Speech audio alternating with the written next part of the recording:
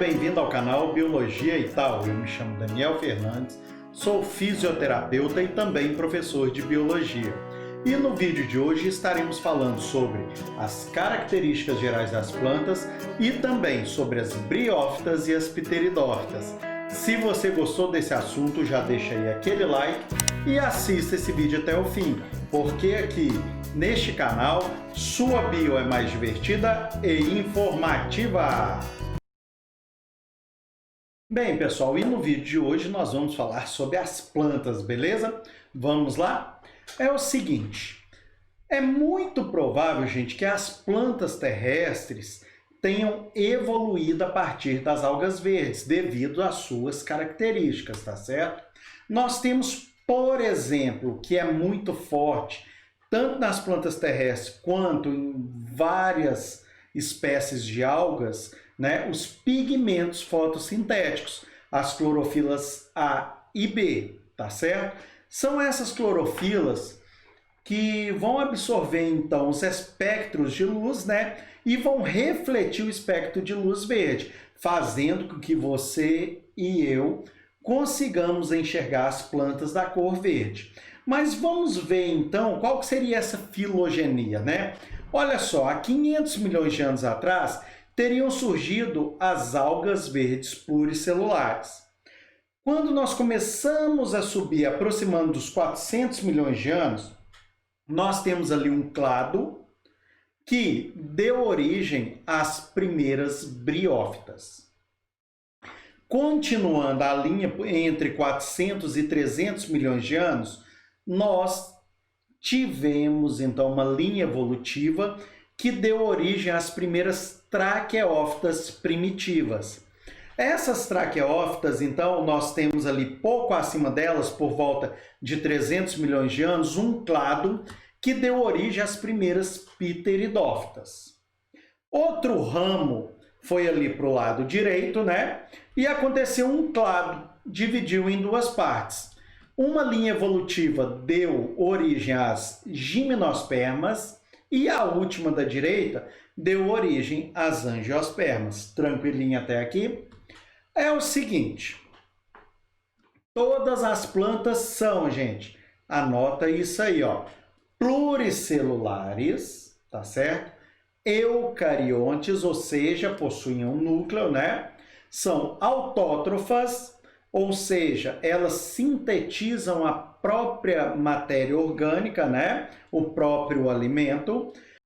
São fotossintetizantes, ou seja, utilizam a energia, né, luminosa para a síntese de matéria orgânica, tá certo? São aeróbias, ou seja, necessitam também do oxigênio na forma de O2. Aqui, então, nós temos aí vários exemplos de plantas. Belezinha? Qualquer dúvida que vocês tiverem, gente, deixa aí nos comentários. Combinado? Vamos lá. É o seguinte, as plantas podem apresentar reprodução assexuada, tá certo? Mas normalmente realizam um ciclo aplôntico-diplôntico com alternância de gerações. Que é isso, professor? Não sei. É o seguinte, ela vai ter então, em uma parte desse ciclo, formados gametófitos, que são a planta que vai formar os gametas, e vai ter também os esporócitos, que é a planta formadora de esporos. Vou estar explicando isso tudo para vocês. É o seguinte, observe, nós vamos ter um gametófito N, tá certo? Haploide. Através de mitose, ele vai formar os gametas, que também serão N, tá certo? Vai ocorrer a fecundação, então eu vou precisar de um gameta masculino e um feminino, não é verdade? E nós vamos ter a formação de um zigoto, que vai ser diploide, ou seja, 2N. Esse zigoto, então, através de mitose, vai formar o esporófito, que é também diploide, ou seja, 2N, tá certo? E esse esporófito, através de meiose, vai liberar os esporos, que são haploides N, tá? Aí, esse esporo né, vai cair no solo. Se tiver em condições, ele vai formar um gametófito. Olha só, anota isso aí, tá, gente? Qual a diferença entre gameta e esporo? Bem fácil de você guardar. É o seguinte, o esporo é autossuficiente. Ele não precisa de outro esporo para poder formar o gametófito. Apenas um esporo vai formar um indivíduo. Agora, o gameta, ele não é autossuficiente, ele precisa de um masculino e de um feminino para poder formar o esporófito. Entendido? Tranquilinho até aqui? Vamos lá. Bem, pessoal, então nós vamos falar agora das briófitas, tranquilinho? Vamos entender o porquê que essas plantas são tão pequenininhas. Vocês podem observar nessa imagem, que é uma imagem bem aproximada para vocês conseguirem visualizar essas plantas. Vamos entender o porquê agora, tá certo? É o seguinte, essas plantas geralmente medem poucos centímetros, então elas são pequenininhas, tá? Não possuem vasos condutores. Como elas não possuem vasos condutores e a água, os nutrientes passam de célula para célula, então essas plantas não conseguiriam ser grandes, porque senão, quando chegasse a água e os nutrientes até na última célula, ela já não estaria mais viva, entendeu? Porque demora esse processo, tá certo? O que mais? Olha só, as estruturas dessas plantas, nós demos nomes diferentes para elas, tá certo? Nós vamos ter aí os rizoides, cauloides e filóides, que vão substituir, olha só, é como se eu pegasse ali a raiz, o caule e as folhas e fizesse a substituição, tá certo? Então, olha só, aí eu tenho os filóides, que estariam no lugar das folhas verdadeiras, tá certo? Nessa região eu vou ter os cauloides, que seria, então, o substituto do caule verdadeiro, e tenho os rizoides, que seriam, então, os substitutos das raízes verdadeiras. Entenderam? Então, nessas plantinhas nós não temos raiz, caule e folha, não. Nós temos rizoide, cauloide e filóide. Belezinha? Vamos lá. É o seguinte, os musgos, gente, são as briófitas mais conhecidas. Cai muito em prova, vai perguntar sobre musgo, tá? Então, às vezes, se pedir alguma coisa no Enem aí, representante possivelmente é o musgo, tá? Olha só, eles vivem agrupados. Por quê? Isso é uma estratégia, gente, para eles poderem reter mais água, tanto da chuva quanto do orvalho. Beleza? Olha só, como eles não têm vasos condutores, tá certo? Esse transporte vai ser lento. Então, como eu expliquei para vocês, ela não poderia ser uma planta de grande porte, porque se fosse grande, os nutrientes não conseguiriam chegar onde precisa, lá na última célula, por exemplo, e elas morreriam. Belezinha? Qualquer dúvida, gente, deixa aí nos comentários. Vamos lá. O corpo dos musgos, gente, ele não possui cobertura impermeável, ou seja, ele não tem proteção contra a perda d'água. Então, gente, essas plantas, a estratégia delas é ficar longe do sol.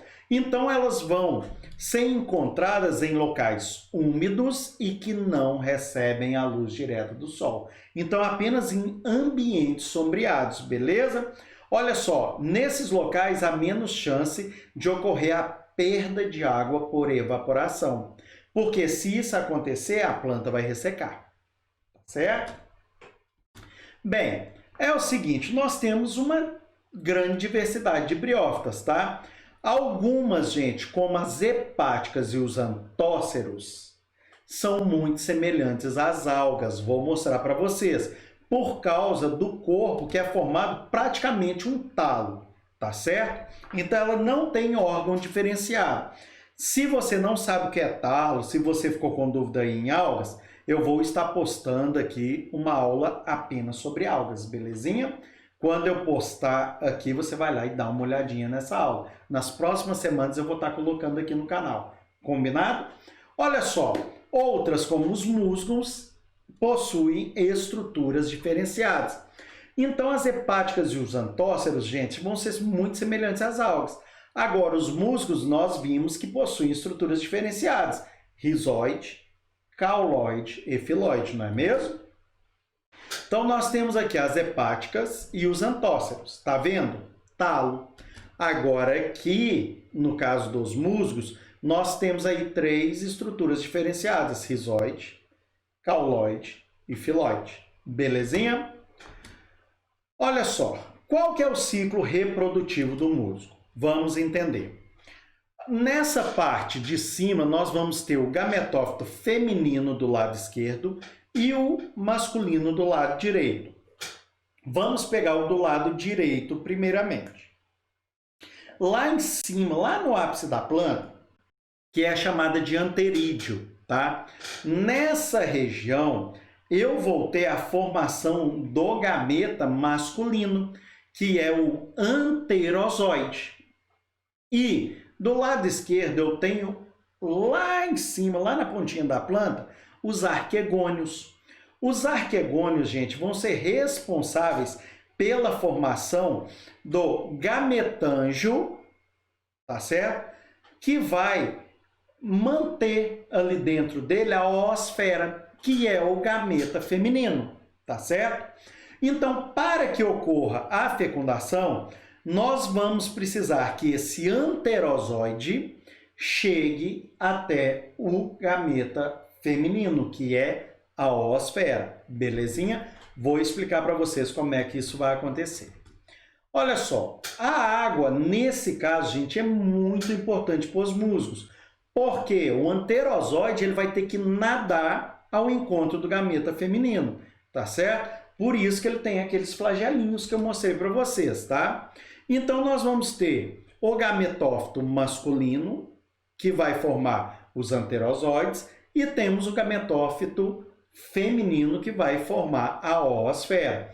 Então, através da água, esse anterozoide, da água que cai aí da chuva, por exemplo, né, os respingos de água, às vezes bate aí e já joga ele direto lá no gametófito feminino. Então, através da água e através também de substâncias liberadas pela oosfera quando tiver na hora de ocorrer a fecundação, né, para atrair esse anterozoide, então ele vai se deslocar e vai conseguir encontrar essa oosfera, tá certo? Aqui nós temos para vocês fixarem os filoides, os cauloides e os rizoides. Belezinha, gente? Vamos lá. Após a fecundação, gente, então você viu o anterozoide saiu do masculino, foi lá para o feminino. Chegou lá, aconteceu a fecundação. A partir deste momento, vai acontecer a formação do esporófito, tá certo? Então, quando ocorre essa formação desse esporófito, esse esporófito vai produzir esporos.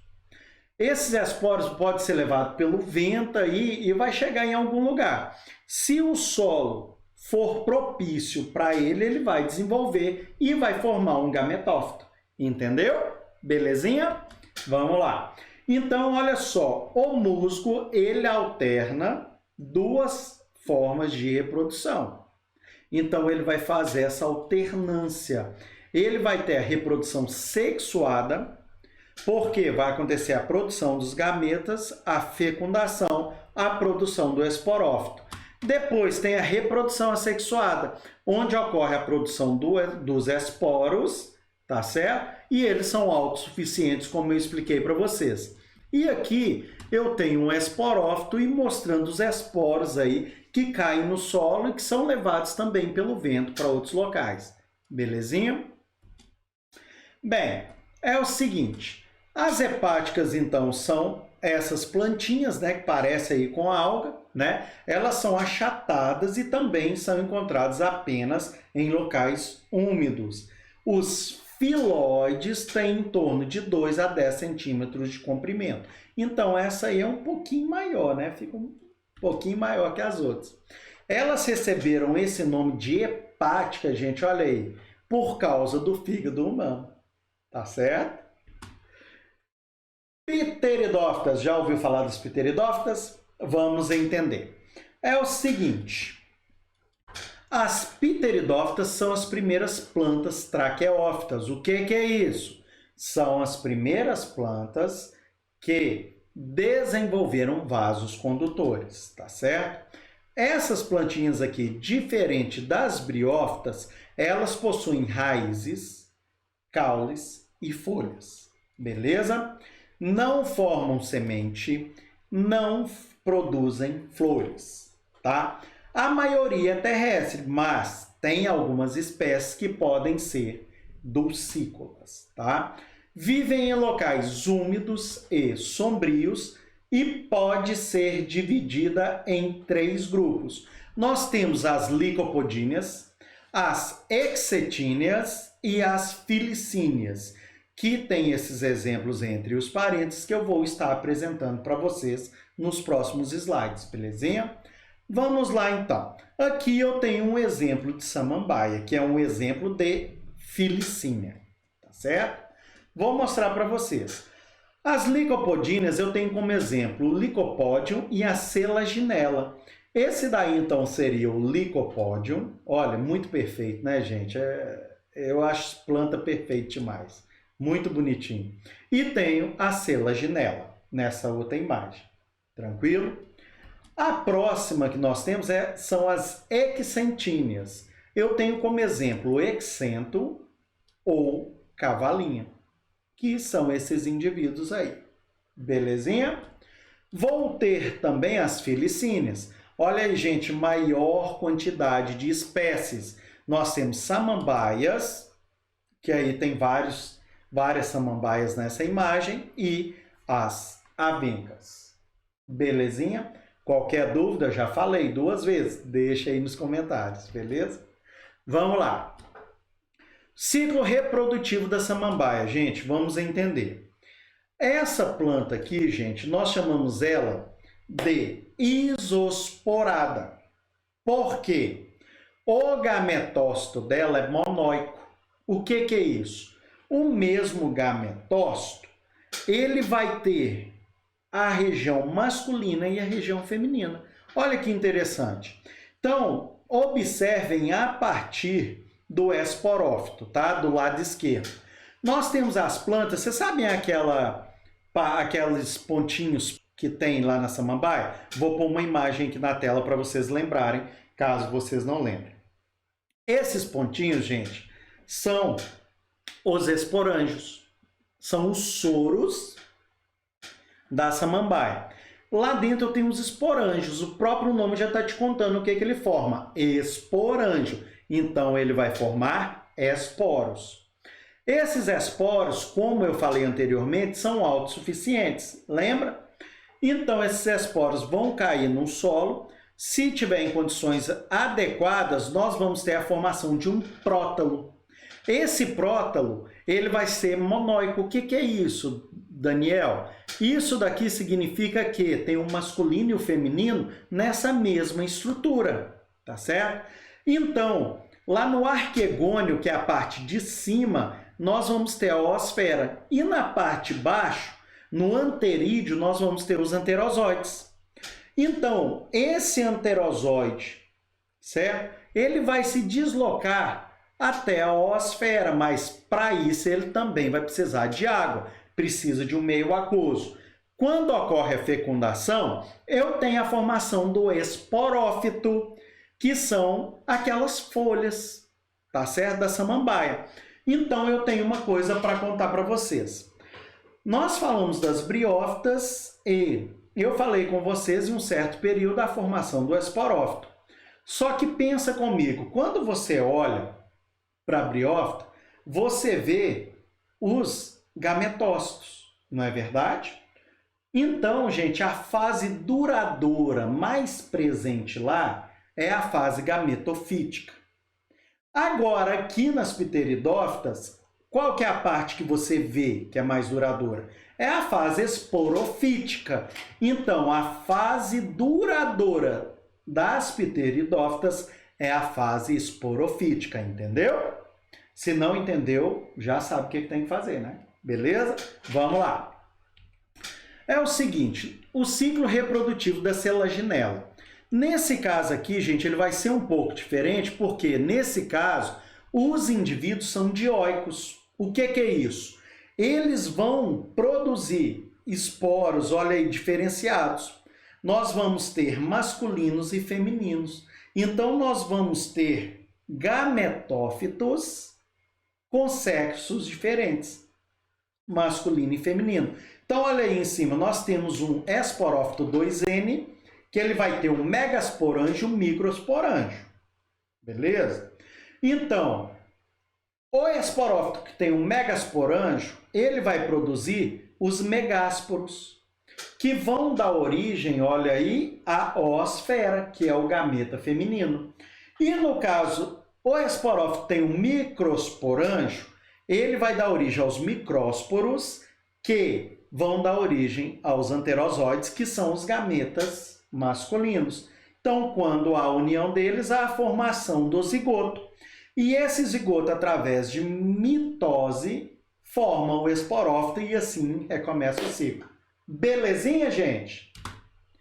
É o seguinte, se você entendeu tudo, mesmo se não entendeu também, deixa aí aquele like, se inscreve no canal se você ainda não é inscrito e ativa o sininho para estar recebendo todas as notificações. Toda semana eu dou continuidade às aulas aqui, belezinha? Obrigado a você que assistiu esse vídeo até o fim. Um grande abraço a todos, fiquem com Deus e até a próxima!